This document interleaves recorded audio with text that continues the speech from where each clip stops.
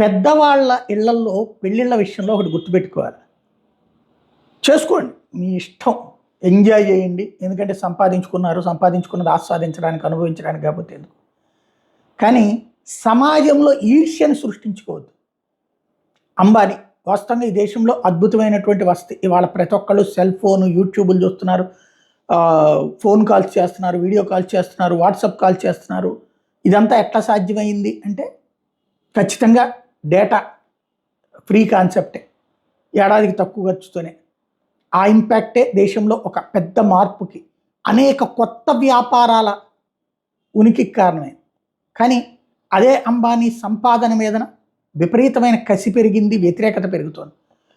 చివరికి వాళ్ళ అబ్బాయి పెళ్లి చేసుకోవడం వాళ్ళ ఇష్టం, వాళ్ళ ఇంట్లో ఎట్లాగ ఉండాలి, ఇట్లాంటి బంగారు దుస్తులు లాంటిది చూస్తున్నప్పుడు వ్యతిరేకత పెరిగిపోతుంది. వీళ్ళకి ఆ బెనిఫిట్స్ ఇచ్చారు, ఒక వ్యాపారస్తుడు రావాలంటే బెనిఫిట్ ఇవ్వాలి, ఒక పారిశ్రామికవేత్త రావాలంటే బెనిఫిట్ ఇవ్వాలి. ఆ బెనిఫిట్స్ ద్వారా వాళ్ళు అక్కడ వ్యాపారాలు, పరిశ్రమలు పెడతారు కాబట్టి దానివల్ల వచ్చే ఉపాధి అవకాశాలు దృష్టిలో పెట్టుకుని ఇస్తుంటారు.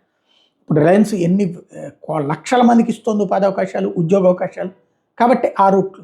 కానీ అదే పొందినటువంటి వాళ్ళకు కూడా, అదే జీతం తీసుకునే వాళ్ళకు కూడా ఈర్ష్యాసూయ పెరుగుతుంది.